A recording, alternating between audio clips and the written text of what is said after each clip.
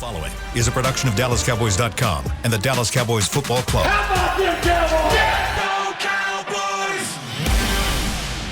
This is Talkin Cowboys. Streaming live from the Dallas Cowboys World Headquarters at the Star in Frisco. Handoff, Elliott plowing to the goal line. Barry, sacked by Lord. Prescott keeps it, and he bangs it in for the touchdown. And now your hosts, Isaiah Stanback, Heckma Harrison, Rob Phillips, and Kyle Yeomans. Go! Dallas Cowboys! It is a Victory Monday here on Talkin Cowboys, helping fans get in on the game, as always, presented by Tostitos, our favorite chip and our favorite dip of Talkin Cowboys. Welcome into the SWBC studios at the Star in Frisco following a 21-6 win over the NFC East foe, New York Giants. Hey there, everybody. Hey, what's happening? Really fun today, huh? Oh, absolutely. 10-4? 10-4.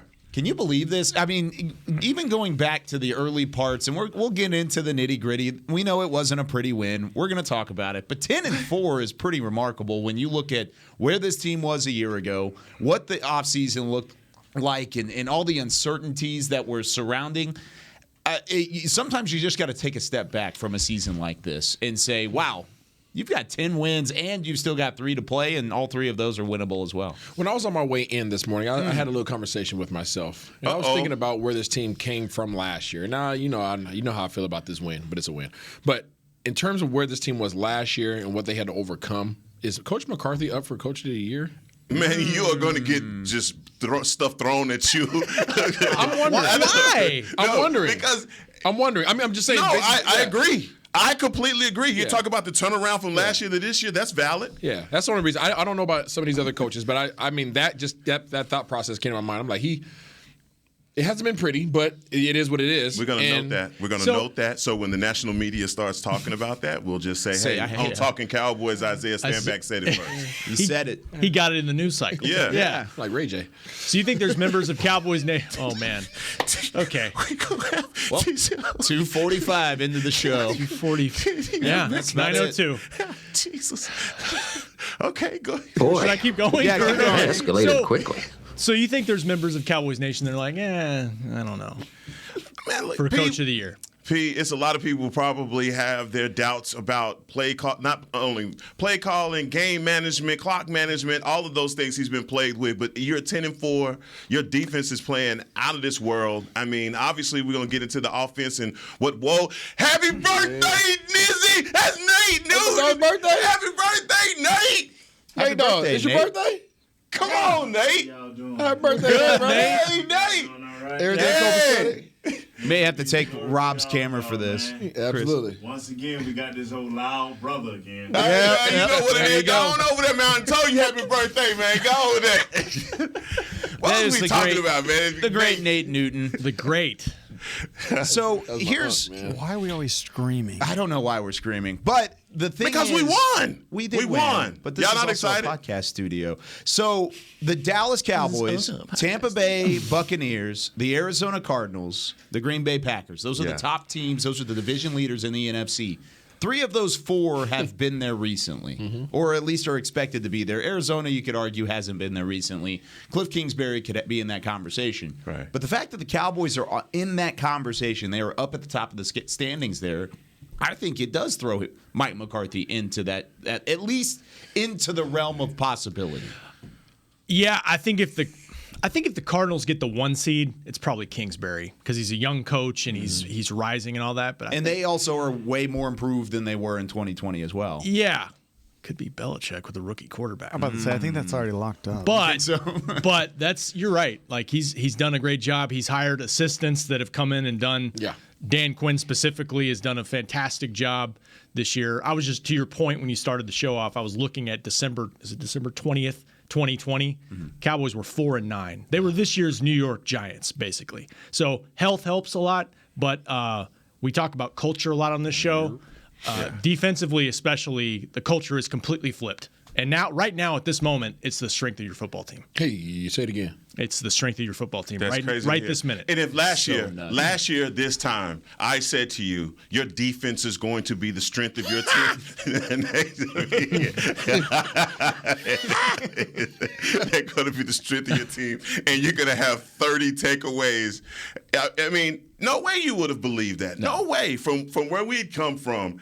And now, and Nick Eatman's article I read it yesterday just talking about how this defense is the show. You want to hurry up and see what they're going to do. What is Dan Quinn going to bring next? What is Micah Parsons going to do next? And just, man, Tank Lawrence and the addition of him and Randy Gregory, all of these guys together, man, that front seven is, man, they are devastating. I got a question. Go ahead. Do you look forward?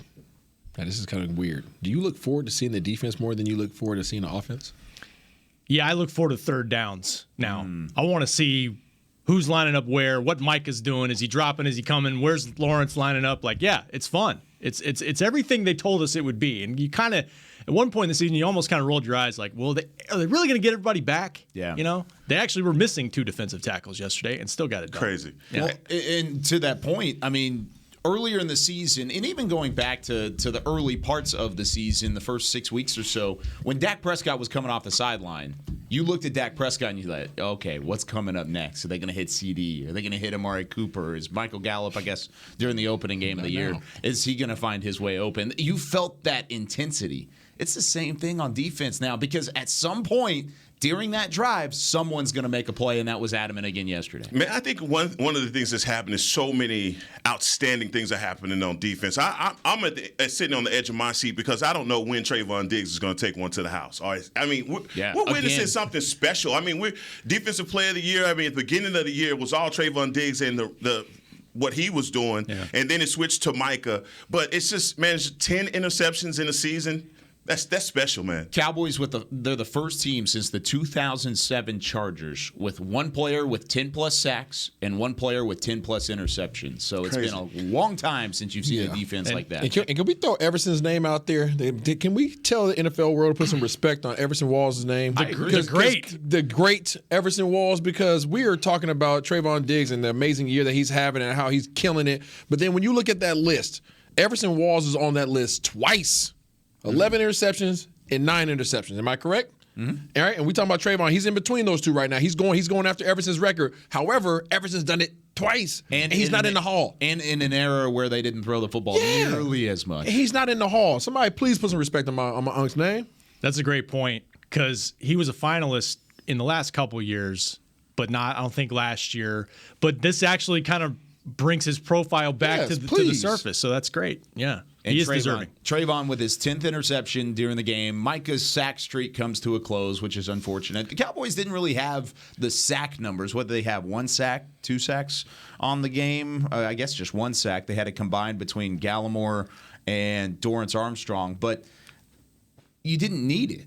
You felt like they were in the backfield. Glennon had 0 time to throw. I mean, Mike Glennon was not very good, first off. But 13 of 24, 99 yards and 3 interceptions, under a 25 passer rating. I mean, what did you think about the way this defense played? And you got to take it with a grain of salt because it was against the Giants, but they did what they needed to do, and they executed. No, we've been talking about all season. When is this defense going to be the reason that we win a game? We've been looking for that. We've obviously pretty much put in our heads that the offense is going to be what leads this team to have any success. And now that the tides are turned, I think it just shocks everyone to see the defense balling out like 3 straight games they've won. I mean, not 3 straight road games and 12 turnovers in 3. I mean, come on. That's outstanding. And so at some point, Pete, we've had this conversation about the defense obviously winning us some games, but we've seen this 3 consecutive weeks where they've done this. And look, the one thing I think my pet peeve is with this victory is there used to be a time, we talked about the culture difference between some of these things, and the cell phones last Friday. There used to be a time in the NFL where you win by 15 points and you run for 124 yards. That's great. Everybody's satisfied. But we win by 15 points and we still got to defend the offense. And to me, that's crazy. I know the question was about the defense, but there used to be a time where these numbers were satisfactory, but it's not anymore. Yeah. Yeah, and you watched 2 games last night. and you watch the Bucs get shut out for the second time ever in Tom Brady's career. Yeah, first time since 2006. You watch the Cardinals get blasted by the Lions. Blasted. Just destroyed. No, by legit. the 1-11 Yeah. and 1 Lions. And I think it does highlight the fact, and Isaiah knows better than anybody in this room, how hard it is to win a football game in the NFL. Regardless of, again, they, like Heck said, they've played some quarterbacks that are not highly productive quarterbacks. Mike Glennon, Taylor Heineke, and Taysom Hill the last 3 weeks, but they get the job done. And these stats, these takeaway stats are ridiculous. They had 4 takeaways yesterday, third straight game with 4+. The last time that happened was 94. And some of what they're doing defensively, and Jerry talks about this stuff, and yeah, those are great dynastic teams, but that is, their defensive line pressure is like championship level right now. It really is. But again, it comes back to expectations and what we've seen this offense capable of doing, what this offense needs to do in order to win games in January. That's the other side of it. If you want to look at it and be a little more critical, and that's our job, I guess. Yep. I am Mr. Critical, and I think that the defense, obviously, the defensive line is playing amazing. The secondary is getting more opportunities because of the defensive line play, and you heard Diggs, obviously allude to that yesterday in his post-game interview. But with the one glaring spot that I think we can't ignore, I'm always the one to highlight it: run defense. Run defense, run defense, run defense. The Giants came in yesterday with the intent to run the ball down the throats of the Dallas Cowboys, and they were being successful with that. Now it gets to a certain point where the game gets out of hand and you got to get outside of your game plan, but their initial game plan was being executed to their liking, and that is something that we have to figure out. We have all our guys back in terms of the pass rush, and we were missing some guys in the interior yesterday, which obviously doesn't help with your run defense, but that is an area that teams are highlighting now. It's just like teams on offense, when they're going against our offense, they're like, hey, this offensive line, we talked about in the pregame show, the left side, we could blitz these boys, right? We can put some pressure on them. Now on defense, they're like, where's the hole at? Oh, crap, let's run the ball. And that's something we got to shore up. No, man, you make a great point about that, but I thought that the run defense was solid all the way up into that 31-yard run by Booker. Yep. That was the one run that I thought that I looked back over the game and like, if you don't give up that when you hold him to less than 100 yards, I think it'd be 91 yards or whatever it would have been at that time. But you're right. I mean, the run defense is something that has to be fixed. The big playability. You still have the questions in your head. Is this a championship level defense? Yeah. And you got to continue to ask yourself that over the next couple of weeks, because it seems like if we're going to continue with the offense at this pace, you're going to need that defensive output, and you're going to need them to get more stops and not allow those big runs. I'm on your side, whereas I don't think the run defense was as bad as Isaiah is kind of alluding it to being, because you were talking about this in the studio, and we disagreed in studio about this, because Saquon Barkley was the game plan early on. I mean, they threw it to him, they ran it with him. He went 15 carries for 50 yards. He didn't have a carry more than 6 yards. They bottled him up. Correct. He was done. Yeah. They destroyed him without Tristan Hill and Osa Odighizuwa, who arguably are some of your better defensive tackle strengths in terms of stopping the run. Booker had his lumps. He was able to run a little bit better. Kind of like that changeup of Ezekiel Elliott and Tony Pollard. He was a changeup, and Booker definitely had the 31-yard run. I believe he had another one that was like 15 or so. I feel okay with how the defense played yesterday. But again, this is against a struggling Giants offense, against a struggling offensive line. If that's up against, let's say, Denver, it might have been worse. If that's up against some of these other teams that can run the football a little bit better, might have been worse. The Green Bay Packers. Let's just say that. I see where you're coming from, and it kind of goes back to that conversation of, is it expectation or is it just unsatisfied fans? It's definitely the expectation at this point. You want them to be able to stop everyone on the run, but they did stop the Giants yesterday. The main priority they had was obviously stopping Saquon Barkley, and they did that, right? Definitely. That was the number one. Bottled him up. If we bottle up Saquon, we win. Non-factor. Boom, facts. Okay, but I don't like those little holes. I don't like those little holes, because for the Giants to come in and say, we can run the ball on you. Yeah. Like, what the heck? Yeah. Are you serious right now? What's to stop a dog on Green Bay? From coming in with Jones and Dillon and saying, but see, I figured that out about you, Isaiah, is that you're looking to the future. You're not even dealing with right now. Right? And the whole time I've been thinking that you're dealing with right now, and that ain't where you are. You're talking about I want that. No. Same page now. Yeah. All right. So in defending a win and the defense, I'm just saying, like, man, if you can do that against Saquon Barkley and bottle him up, what's to say? Who else in the NFC that you're worried about from a running back standpoint? Green Bay obviously has Jones. Yeah, Fournette, who got hurt last night. I'm not, and again, I'm not. When we talk about this NFL, I'm not so concerned about the talent at the running back position. I'm more so worried about the schemes, right? I'm worried about the schemes because I honestly think that in this NFL, there are running backs that are substantially better than other running backs. But for the most part, if you have a solid running scheme, you can plug and play. You can plug and play. And I truly believe that. San Francisco? Exactly. Especially when you have a quarterback who can throw the thing all over the place. So, yes, you're absolutely correct. I am like, my competitive level is I don't know too many people more competitive than me, right? So when I think about competition, I'm thinking about what is it going to take to get the ultimate goal? Like satisfaction and getting to the playoffs, that's not satisfaction, right? We might be in the playoffs as of tonight. Right, but that's not satisfaction. What is the ultimate goal? And that's to get that doggone ring. So when you start thinking about the areas that you need to shore up, who are the teams that you may face, that you have to face in order to get that doggone ring? And is that level of play that you're currently at right now good enough to get you there? And the answer has to be no in certain areas. Now, other teams are going to have their off days too. Yeah. Right? They're not going to be on 100% on every single thing that they're doing. But that's the approach that you have to take. Tampa Bay yesterday, not on their absolutely not at all. Let me ask you: was there ever a point in this game where you felt as though that the Cowboys didn't have control?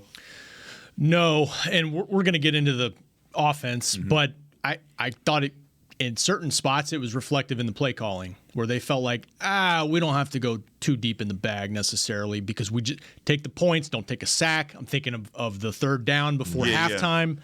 Yeah, I didn't feel like it was. And look, I mean, that's the run defense stuff. That's the kind of thing Dan Quinn's going to point out in the film room today is that we got to sharpen this up. We got to sharpen that up. To your point, you take away that 31-yard run by Booker, and I think it's 4 yards of carry that they got in the game. But it counts. You know, the 58-yard run by Tony Pollard in New Orleans changed the game for the Cowboys. Didn't run it really well outside of that, but it counts. So you get into the playoffs, you got to tighten those things up. No, lots of good points all over the place because, I mean, that's the thing is the offense still hasn't hit that ceiling that we've seen them hit previously. And we're going to talk about that when we come back on the other side of the break. Can this Cowboys offense continue to take positive steps after yesterday? Because I think yesterday was a positive step, and we'll tell you why when we come back right after this.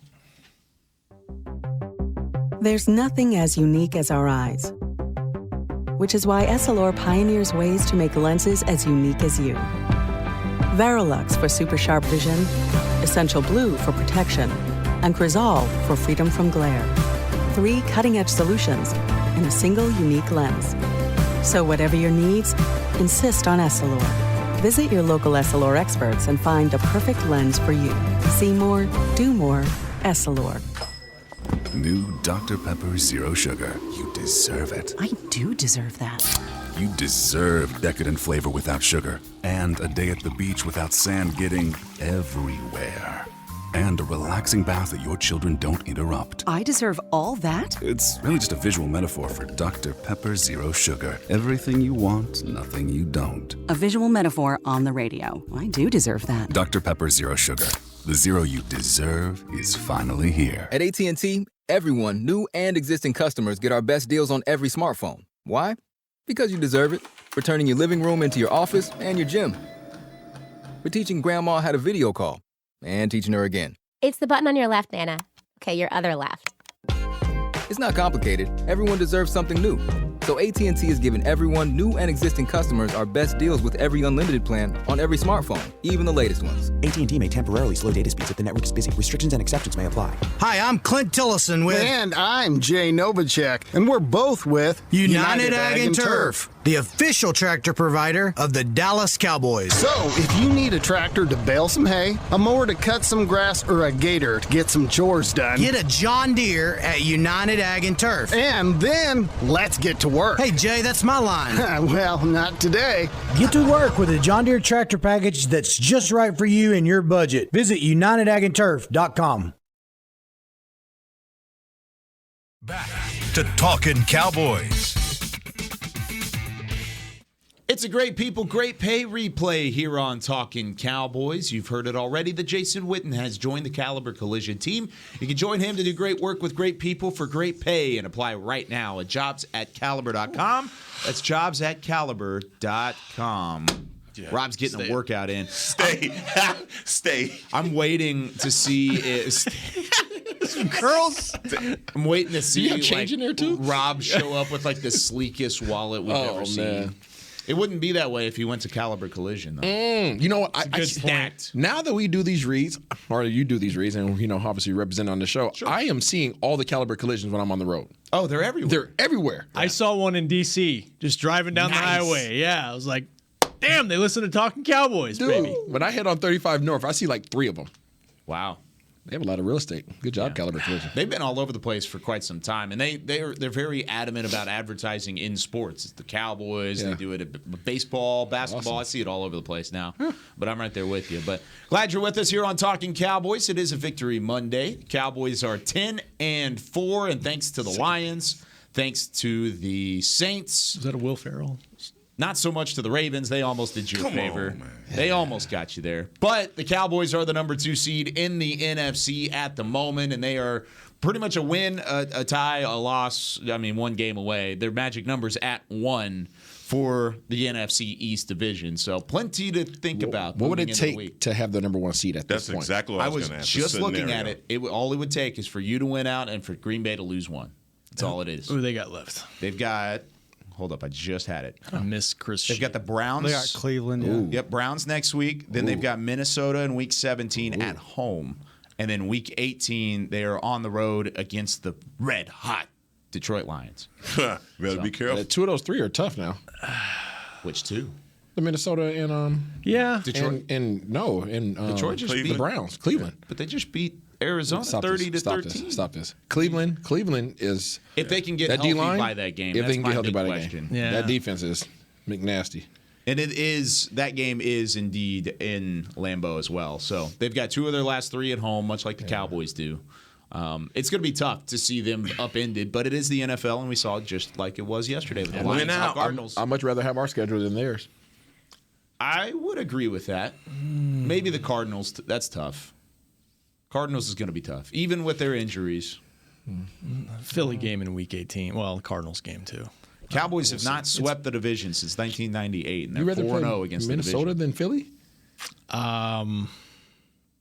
Nah. That game up there is always a pain in the ass. Oh, of course. The environment. Yeah. I think Heckma was the one that pointed it out back in the schedule release time in May, and he was like, "Oh, of course they're going to throw us in Philadelphia in the middle of January, not even December, January. It's the second week of January. They're going to throw the Cowboys up in Philly, and hopefully we have it all locked up, done by then. Yeah, right? Would be dope. Yeah, that would be nice. But first round bye is everything, man.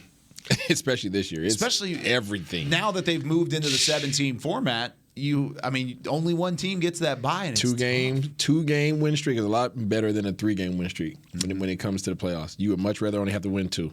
It is a game changer. So you don't care about the rust stuff, but the rest versus rust and all that? Heck no. Would you no? The level of competition that you're going to have from the first week of the playoffs up into the NFC Championship, you want to play 2 games. You want to play 1 game, NFC Championship. That's all you want to do. 1 game, NFC Championship. You do not want to have to go through 1-2 games and then go to that championship game. How does that work with Tampa beating us as far as the tiebreaker? That's why I asked that question. Yeah. It's conference record right now, right? Yeah, so if it's a 3-way tie, it's conference record. If it's head-to-head, if it's 2 teams, meaning like And Tampa. the Cowboys have the best conference record out of anybody in the NFL. They're 8-1 against the NFC. So. Undefeated in the NFC since the opener. To correct. Tampa. 8 straight against the conference. Green Bay's 8-2. Tampa Bay is 6-4 against the NFC. So all 4 of their losses have come in the conference, and then Arizona is also 6-4. So Cowboys look really good in terms of tiebreakers. You just need that one more win, and then also you got to take care of business. Man, they were 1 play away from getting it done. I was sitting there watching it like this. My wife was trying to talk to me. I was like, hold on, man. Hold on. Man. Right now, if the season were to end today, the Dallas Cowboys would be the 2 seed. Green Bay would be the 1 seed with the bye. The 2 seed would play the 7 seed, and that's the New Orleans Saints at the moment, which we saw what their defense did yesterday. You need that bye, man. So you want that bye. San Francisco's the 6 seed, Los Angeles 5, Arizona 4, Tampa Bay 3, and then, of course, Dallas 2. Jeez, you want that bye. That Saints win looks a little bit better after last night. I think it definitely does. Going into New Orleans, that defense is really good. I'm not saying the offense is where it needs to be, but winning that game, 3 straight road runs are impressive. Tampa struggles with New Orleans. They struggled last year. That's the thing that's eerie about them losing to the Saints this year. It looks just like last year. They struggle with the New Orleans. You know, I told Nick on the plane, maybe it was Nick. I said it's interesting because if you beat Arizona, you actually lose a seed. What? How does that happen? Well, because right now you're tied with Arizona, Tampa Bay, and it's us, Arizona, and Tampa Bay, all have the same record, right? Yeah, it's 10 and 4. Well, if you beat Arizona, now you and Tampa Bay have the same record, and it's head-to-head. It goes back to head-to-head, and you flip. What? Why? What about conference record? Yeah, why would it go back to head-to-head? When it comes to head, okay, the first tiebreaker is head-to-head. If it's a 3-team, does that make sense? Yes, I see Then what it goes you're to saying. conference record because there's 3 teams involved. If it's 2 teams, it's head-to-head. Then it's head-to-head. It's Tampa Bay, we flip. Tyrone Woodley? How about that? That's very interesting. Huh? Because right now since it's 3 teams, it's conference. Wow, that's wild. So if you get to head-to-head, it's my brain hurts. Tampa Bay. Thanks, Chris. That's crazy. Yeah, Okay. thank you for pointing that out because that's pretty Everybody on the injury unbelievable. report to that think about. You said what? I'll play. All right, let's talk about this offense. Cowboys yesterday running for 100 yards, 125 to be exact, and they also threw for 200 or over 200. Dak Prescott 217, a touchdown, no interceptions, had his quarterback rating back up. Heckma, when you look at this offense, did you think it was a step forward to getting back to the explosive side as much as it was just another game against the bad defense? Man, I think you see the difference immediately on the offensive line what Connor Williams did, being able to shore up and make sure that we could run the ball. I think Zeke, when we talk about him all week and his health, and that's the first time that we've seen Zeke play that he actually looked healthy. And I don't know, man. I don't know much about plantar fasciitis and all of that, but it don't look like Tony Pollard has any residual going on with that injury. But look, let's just deal with the elephant in the room. The passing game, it still doesn't look like it's on track. Dak still looks as though he missed some throws, but there were some key drops in this game, guys, that you cannot ignore. And there's so much that's being made about QB percentage and yada, yada, yada. But when you drop the ball, when you have bad throws like that, and also defenses are just saying, dude, you're not going to air us out. We're going to take away these deep passes. We're going to try and let you take everything underneath. And you saw at a certain point, I don't know if it was the second quarter, but they're jumping those slant routes. They know that the Cowboys are trying to get to the middle of the field. But Schultz. DraftKings. But Schultz. DraftKings.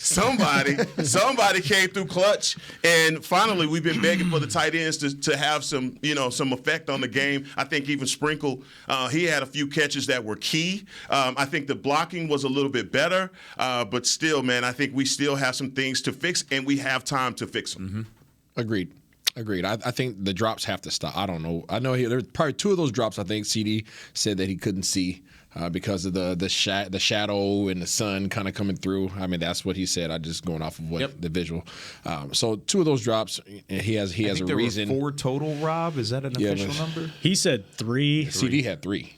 2 seemed sun-related. One was one where he tried to one-hand it, looked like. Yeah, exactly. And 3 for CD. I was talking overall. I want to say there was probably 4 or 5. Yes, at least 4. And if you have those 4 or 5, the 217 looks a lot better. He's It's probably around closer to 290. 300. Yeah, exactly. So those drops have to go away. To Heckman's point, even with those, take those drops out of it, Dak still doesn't look like Dak.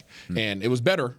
It was better. His movement in the pocket, and I tell you this when we're watching the game live, his movement in the pocket was substantially better. He looked more confident. He looked more confident around. moving in the pocket. Now his decision making still had a little hitch in the giddy up. Okay, had a little hitch in the giddy up, but I was very elated to see his movement in the pocket, being a lot better because it positions you as a quarterback. Your footwork is better. The play where he moved in the pocket and then threw back across his body to Gallup, that was an amazing play. Nobody's looking at that play. That play is freaking tough in terms of how he moved in the pocket, working his way to the left and throwing back to his right. That was huge in terms of his confidence, and I hope that he circles that play and is like, okay, that looks like me, right? And he allows himself to really build off of that play.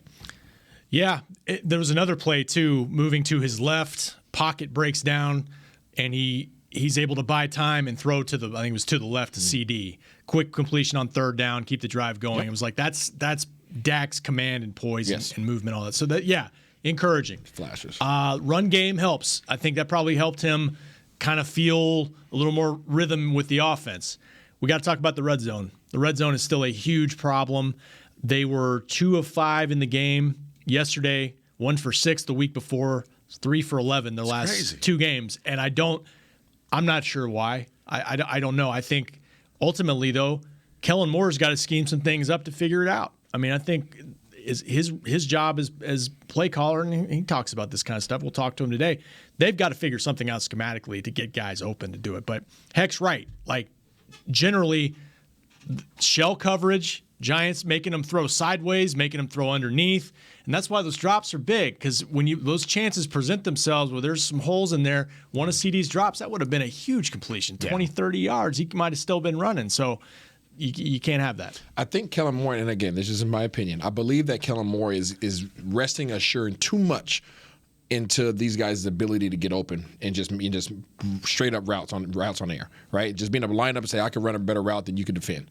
I think he has to get back to some misdirection. He has to get back to some switch releases, some bunch sets, things of that nature to create confusion within those defensive schemes. Because right now he's literally just lining up and saying, okay, run this route and you should win. And that's the thing that really surprises me, because you would think that that's what's being handled from Wednesday to Sunday. From those are the reps that these guys are taking, whether you don't have a padded practice or not. Like you said, on air, you just have to make sure that we are executing that. We're just not executing well enough. And you see that I've seen a few times where last week the pass that was intercepted by the linebacker for the pick six, he went right back to it this game, and it was tipped by the linebacker this time. Just not able to drop that ball. In the way that they're making him throw the ball, it's literally those throws that are in between defenders. Yeah, right. And I think we're having problems with those. And you saw that on the ball. They're saying that the ball got caught up in the wind on the one to Michael Gallup. On the sideline. Yeah. On the sideline. But again, he's having to drop that in between. That's what they said, Isaiah. Come on now. He got caught in the wind,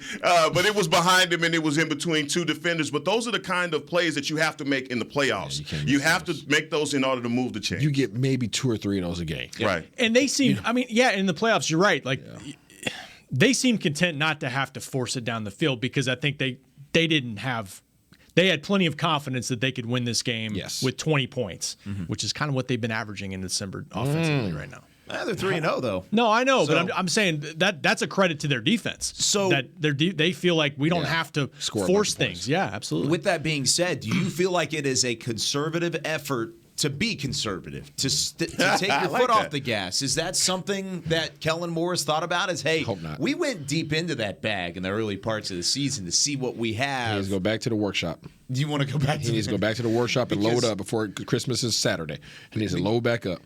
Get back ready for fill that bag back up. Because I don't think that's the case. I don't either. Somebody looking at it might say, oh, maybe they're just saving a little bit. But I know what you're doing. You're playing on words here. But how did you feel about the play calling at the end of the first half? Oh, I did not like it. I also didn't like the fact that they let the clock run down and they kicked the field goal and called the timeout. Call a timeout there. You're inside, the 25-yard line? You would have had 10 seconds. You would have had, 9 or 10 seconds left. They let it run down. Take 3. one shot to the end zone. If it falls incomplete, it falls incomplete. Yep. Trust your quarterback to not turn the football over there, and then go for the end zone. I said that confidence live. Back. I wanted to see a long drive, sustained, methodical, working down the field. And that needs more attention than it's getting. Because I remember when we watched that live, I was yelling in the doggone studio. I'm like, yo, what the heck? Like, call a timeout. Call a timeout. You got 10 seconds. You got one shot to the end zone. If it's there, freaking take it. If it's not there, throw it out the back of the end zone and then kick a field goal. The fact The fact that you just let the time run down and just say, we're going to kick a field goal. But what does that communicate to your team in terms of your confidence level? But would that have been the case if it was the same scenario, same timing, same score, and it was the Arizona Cardinals on the other side or the Green Bay Packers on the other side? I don't give a doggone who it is. I don't know if it would be. But in your approach, I don't care who your opponent is. In your approach, is simple game management. I agree. Right? It's simple game management. We got 10 seconds left. Guess what? We got timeouts to burn. Freaking call a timeout. Look, we're taking a shot. We're taking a shot. Now now it's up to me as a play caller to put us in a position to have a nice shot at the end zone and make sure that, hey, you don't have 2 reads. It's not 1 to 2. You got 1 read. If it's there, drive it to him, get the touchdown, or guess what? It's going to be incompletion, and now we still have the field goal. Right? You don't play around, get all creative in that scenario. But I did not like that he just let the time run down, because that is communicating to you guys, let's not risk anything right here. Let's just go ahead and take these for sure points. Especially with an offense that needs that confidence. Look at him versus Harbaugh last night. No, two different sides. No, that's a great point. And I'm only asking for perception-wise. You're saying that can be perceived by your team as a lack of trust in your offense. But what if it says, I have full trust in my defense? If you're up 15-3, they hadn't gotten anything going at that point. They didn't feel threatened. They did. I don't feel threatened. I don't think so. You don't want to. No. I know what you're saying. I know, and I agree with you. However, what is your job as an O coordinator? Score. To ensure that you get points, right? And it's to ensure that you get points. So that's getting the field goal, letting the clock run down to 3. That's ensuring that you get points. But your job is to get as many points as you can. So get as many points as you can if we have an opportunity to. And guess what? We make sure that we have the play call is such that we don't take any points off the board. Yeah. Right. So I'm gonna take my shot, but I'm gonna take a shot that is a high percentage play, and if it doesn't score, then it's out of bounds. And guess what? Then I still ensure that we get our 3 points. Right. And that's all I was asked. That's all I was looking at in that scenario. And I was frustrated because I'm sitting. I don't give a doggone if we're up by 60. You still take your shot. Mike was asked about it. He said we were right on the threshold of the yellow zone. Instead of going one more play and then kick it, I just wanted the 3 points there. Wanted to make sure we got the 3 points out of there. No. Was 3 points even automatic at that point in the ball game anyway? But by saying that, read that last part again. I just wanted to what? I just wanted to make sure I got the first 3 points out of there. So by not taking a shot, you're saying, you know what I'm saying? By not even taking an opportunity to get a touchdown, you were threatened by the fact that something bad may have happened. The only thing that gives me bubble guts about that whole thing is the message that you're saying, to sending the message that you don't trust something, And I think that you talk about conservative play calling and the fact that this team up until that point was completely dominating this game and the Giants had no rhythm at all on offense. I'm personally thinking that maybe it sends a message that we're putting this on our defense to carry us through it. They took Don't you flip that mic back. He just told you in that quote that I wanted to ensure that I got 3 points. So by taking a shot at the end zone, I would have ran the risk of something bad happening. That's what he's saying. Something bad did happen on a previous drive. 3rd and 4 earlier in the second quarter, ball on the Giants' 12. He got sacked for a 12-yard loss. Yeah, it's true. And it forced them into a 42-yard field goal with those conditions, and he just, let's just take the points. That's because a lot of the plays that Kellen Moore is calling right now, we talked about this in studio too, is that the plays are too long. The duration of the plays are entirely too long. Too long Dak, to develop. these guys are it's taking too long to develop. Dak's being forced to hold the ball, and compounding the issue of him not making sound decisions and quick decisions. He's holding the ball and waiting for guys to get all the way open. All right, so that's the issue in itself. But the fact that the fact that he says, I want to make sure I got out of there with 3 points, bro, take your shot. Drop back, get the doggone snap, take a shot on a fade route. If it's there, awesome. If it's not, out of bounds, let's kick the doggone field goal. Yeah. But you took a shot. As much as I agree with everything you just said, I still think if this was a different scenario, if this was a different week, I think it would be different. I'm not saying that should be the case. I think you play the way you play all the way through. Don't play down to your opponent. But at the same time, I feel like if this was a different week, a different scenario, I think it would have been a different play. You was holding that F so hard, I was like, what is he? Hey, hold on. Hang on. Are you letting it run down to 3 seconds, or are you taking a shot? I'm taking a shot. Yeah, I'm taking a shot. Yep. I'm taking a shot. Thank you very much. There we go. What's the risk in that? Thank you. All right, when we come back, it's Smelly Sticker time. Who gets our player of the game and our helmet stickers this week? It's the Cowboys get their 10th win of the year here on Talkin Cowboys. Want to use what the pros use? How about the official men's skincare brand of the Dallas Cowboys? Jack Black Right now, you can get the Jack Black Starter, a curated collection of Cowboys locker room favorites for just $10 with free shipping. The starter includes 4 Jack Black skincare favorites, plus a full-sized intense therapy lip balm. Go to getjackblack.com/Cowboys and use the code word TEAMJB. That's getjackblack.com/Cowboys. The Jack Black Starter, $10, free shipping. At AT&T, everyone, new and existing customers, get our best deals on every smartphone. Why? Because you deserve it. For turning your living room into your office and your gym. For teaching Grandma how to video call and teaching her again. It's the button on your left, Nana. Okay, your other left. It's not complicated. Everyone deserves something new. So AT&T is giving everyone, new and existing customers, our best deals with every unlimited plan on every smartphone, even the latest ones. AT&T may temporarily slow data speeds if the network is busy. Restrictions and exceptions may apply. The Cowboys way, where 16 Hall of Famers and 5 championships shows us what success looks like. Where turkey is always the second best part of Thanksgiving Day. Where we are all defined by one single thing, the star. Where we as fans know it's our job to keep the tradition going. Bank of America is proud to be the official bank of the Dallas Cowboys and to support the quest of living life the Cowboys way. Copyright 2020, Bank of America Corporation. Before there was a draft, you could size up a cowboy by 3 simple factors: the crease in his hat, the bend of his brim, and his unbending attitude. A man's Stetson didn't just protect him from what life threw at him, it projected a rugged, unstoppable spirit. Stetson hats are still American-made with pride right here in Texas. They're still the unofficial crown of all self-respecting cowboys, and Stetson is proud to be on the field with America's team. Find a retailer nearest you at stetson.com/cowboys. Back to Talkin' Cowboys.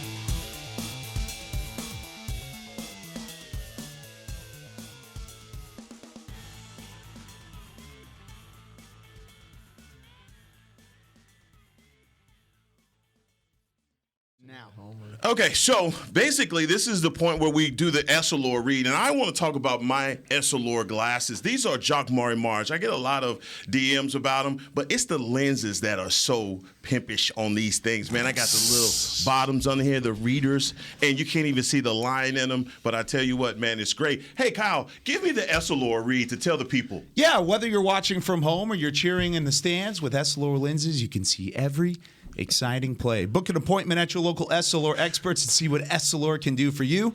See more, do more, Essilor. Here on Fire! Talking Cowboys. Did you see that? Wow. Came back in with the heat today. Let's go. That was a nice little Carl and Stockton right there. Little Stockton and Malone. I like that, you guys. You like that?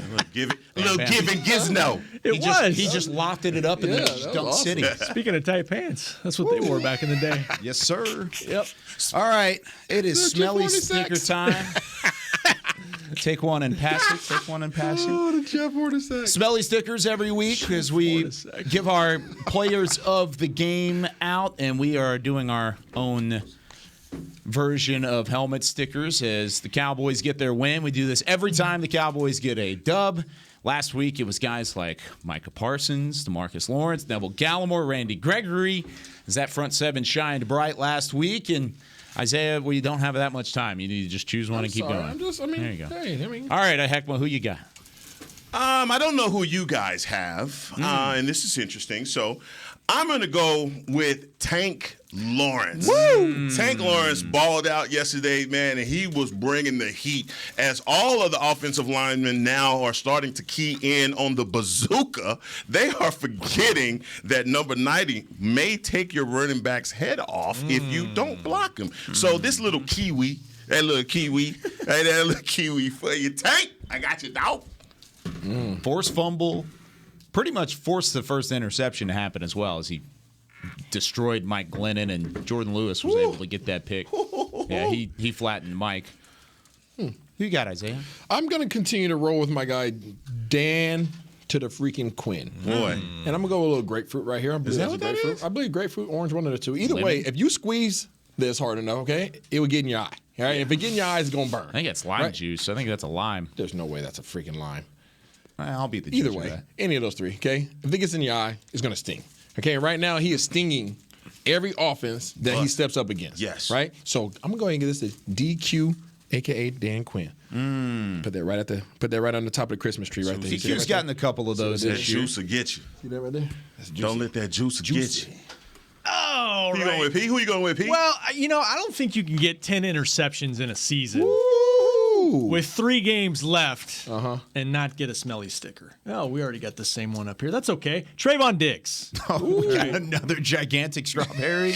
We're not going to have any room on this helmet anymore. It ain't going to make it through He the is playoffs. just the second player in the last 10 years, 11 years to get double-digit interceptions in a season. Xavier Howard had 10 last year, and now Trayvon Diggs does, and he's back in conversation for NFL Defensive Player of the Year, I think. How about that? 10 picks is nuts, no matter who it is, how it happens. What do you got, Kyle Yeomans? I've got this little peach. He's got some strong hands right here. Strong hands. He's got some strong hands. Ooh, it's heavy. He's flexing a little bit. He's flexing a little bit. And the reason why slapstick comedy is amazing. That's all y'all do. I work with children. I work with children. Mostly that one over there. I work with that guy. He's a child. Look at this dude. Chris, can you put his camera on real quick? Just he can't even. They finish each other's sentences. They really do. It's getting uncomfortable.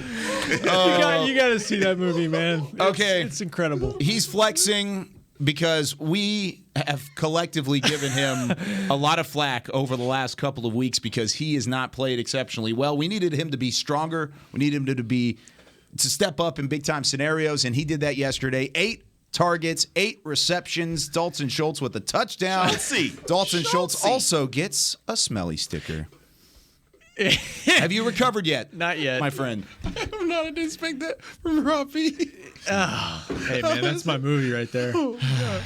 Can we do an honorable mention real quick? Sure, why not? How about the law firm of Connor and Connor?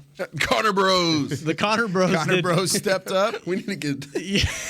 I think Connor Williams was the right move at left tackle. Do you guys think the same left thing? guard? Yeah. Left guard, sorry. Yeah, I mean, we talked about it during the week, but I think the other side of it was they felt like they needed to get that 2-back offense going a little bit and get the Mac package back. Bam. Jumbo package. And Titus Second next to those guys did a pretty doggone good job, too. Sure did. Yep. Sure did. We talked about the continuity of the offensive line. We had a few changes, but, Tynesecki filled in quite well. Thought he could help in pass protection in some spots. That's why they did that. Hey, guys. There you go. We're 10-4.